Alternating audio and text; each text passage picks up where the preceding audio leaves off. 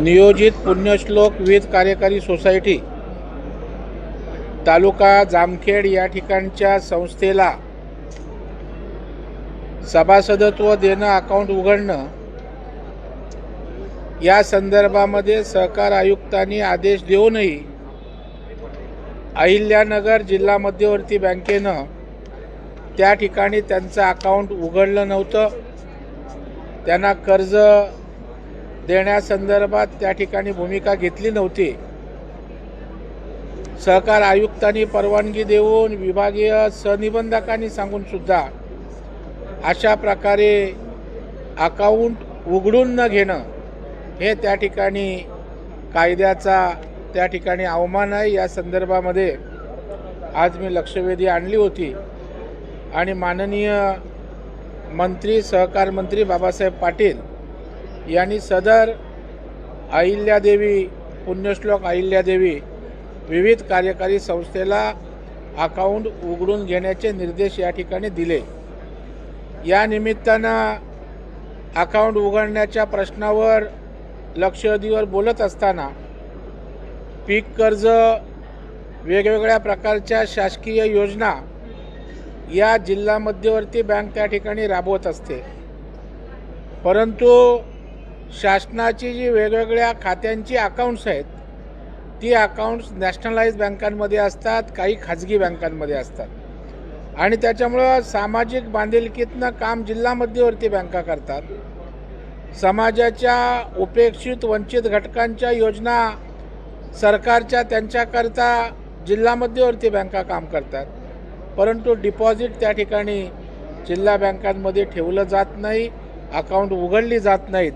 या संदर्भामध्ये सुद्धा आज राज्यातल्या सहकारी बँकांचा विषय या ठिकाणी मांडला आणि राज्याच्या सहकार मंत्र्यांनी या भूमिकेला दुजोरा दिला आणि ज्या अवर्गातल्या जिल्हा मध्यवर्ती बँका आहेत, सलग 4-5 वर्ष ज्या बँकांना अवर्ग आहे त्या ठिकाणी डिपॉझिट ठेवणं असेल किंवा त्या ठिकाणी अकाउंट शासकीय उघडणं असो, या संदर्भामध्ये बैठक घेऊन त्या ठिकाणी सकारात्मक भूमिका घेऊ अशा प्रकारचं सुद्धा आश्वासन सहकार मंत्री बाबासाहेब पाटील यांनी या ठिकाणी दिलं. हिंदीत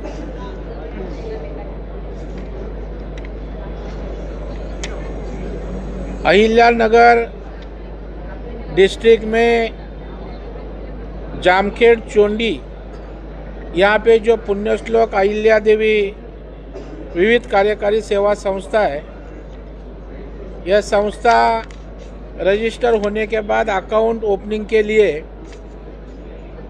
इस संस्था ने अहिल्यानगर जिला मध्यवर्ती बैंक के साथ अकाउंट खोलने की मांग की, लेकिन आयुक्त ने आदेश देने के बावजूद, जॉइंट रजिस्ट्रार ने आदेश देने के बावजूद अकाउंट नहीं खोला गया और जो विविध कार्यकारी सोसाइटी किसानों के लिए काम करती है उनके कामकाज करने से रोक लगाई, उनको कर्जा मांगता था, वो अकाउंट ओपनिंग नहीं किया, कर्जे का अर्जा लिया नहीं. तो यह बात आज विधिमंडल में विधान परिषद में मैं लक्ष्यवेधी के माध्यम से रखी और राज्य के मंत्री जो है सहकारिता मंत्री, उन्होंने अकाउंट ओपनिंग करने के निर्देश दिए और उनको कर्जा देने के लिए भी पॉजिटिव भूमिका ले जिला बैंक को निर्देशित किया. इसी बहाने से मैं राज्य सरकार को मांग की कि आज जिला मध्यवर्ती बैंक सशक्त करने की जिम्मेदारी सरकार की है, क्योंकि जब कुछ सरकार का योजना रहे, सरकार की हित की बात रहे तो इम्प्लीमेंट करने का काम जिला मध्यवर्ती बैंक करती है. जो कि क्रॉप लोन है, पीक कर्ज है, वो नेशनलाइज बैंक अपना टारगेट भी पूरा नहीं करती, लेकिन डिस्ट्रिक्ट बैंक अपना क्रॉप लोन का 100% टारगेट पूरा करती है. जो सामाजिक दायित्व है वह निभाने का काम गवर्नमेंट की जो वीकर सेक्शन के लिए स्कीम्स है वह करने के लिए जिला मध्यवर्ती बैंक आगे आती है. लेकिन ये अकाउंट ओपनिंग हो, डिपॉजिट रखना हो, यह नेशनलाइज बैंक में होता है, नहीं तो खाजगी प्राइवेट बैंक में होता है. तो मुझे लगता है कि सहकारिता सशक्त करने की आवश्यकता है.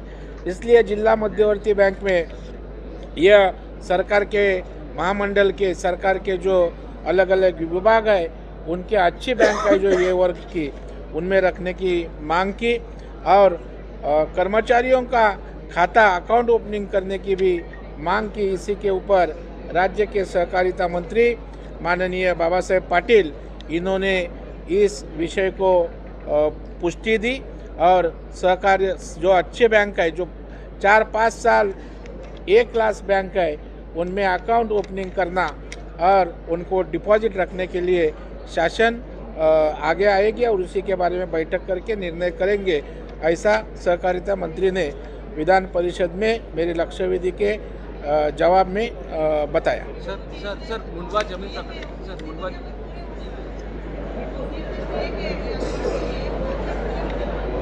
नहीं, उसके बारे में वो बैठक लेने वाले हैं, वरिष्ठ स्तर पर बैठक लेंगे और उसमें वो निर्णय करेंगे। एक्चुअली सरकार का निर्णय है लेकिन वो इम्प्लीमेंट नहीं होता है, तो उसी के लिए सहकारिता मंत्री बैठक लेंगे तभी निर्णय के अंमलबजावणी की बात होगी। सर मुंडवा जमीन प्रकरणी FIR मध्ये रोहित पवारचे नाव नसल्याचे न्यायाधीशांनी म्हटलं, सरकारी वकिलाला विचारणा केली आहे। काय मुंडवा प्रकरणी मुंडवा जमीन प्रकरणी रोहित पवारचे नाव का बरं नाही असं न्यायाधीशांनी सरकारी वकिलाला विचारणा केली। रोहित पवार पार्थ पवार तुला रोहित पवार मला वाटतं ती न्यायालयीन बाब आहे। जज काय म्हणतायत की काय म्हणतायत याच्यावर मी काय भाष्य करणं उचित त्या ठिकाणी नाही। ज्यांचं नाव असेल तर ती प्रक्रिया आहे, त्या दरम्यान न्यायाधीश काय तो निर्णय घेतील। पोलीस तपास करतायत, पोलीस तपासामध्ये या ठिकाणी जी नावं त्यांना इन्व्हेस्टिगेशनमध्ये येतील ती घेतील। मला वाटतं हे नाव घ्या ते नाव घ्या असं करणं मला वाटतं योग्य नाही। 4 दिवस राहिले अधिवेशनाला, लोकहिताच्या कोणत्या पुरवण्या मागण्या सादर होणार आहेत? नाही, 75,000 कोटीच्या ज्या पुरवण्या मागण्या त्या ठिकाणी आहेत त्या सगळ्याच लोकहिताच्या आहेत। मूलभूत सुविधा आज शेतकऱ्यांसाठीच त्याच्यामध्ये 15,000 कोटी रुपये नुकसानग्रस्त शेतकऱ्यांसाठीच आहेत।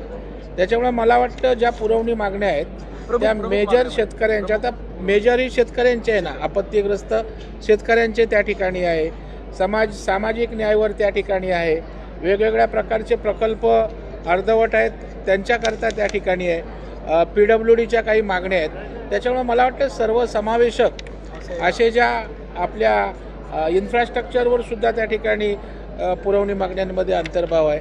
त्याच्यामुळे मला वाटतं मोठ्या प्रमाणावरची पुरवणी मागणी आहे। याचं कारण मूळ बजेटपेक्षा च्या तुलनेत याचं कारण की मोठ्या प्रमाणावर आपत्ती आली, निसर्ग आपल्या अतिवृष्टी, त्याच्यामुळे मला वाटतं पुरवणी मागण्या मोठ्या प्रमाणावर त्या ठिकाणी झालेल्या आहेत।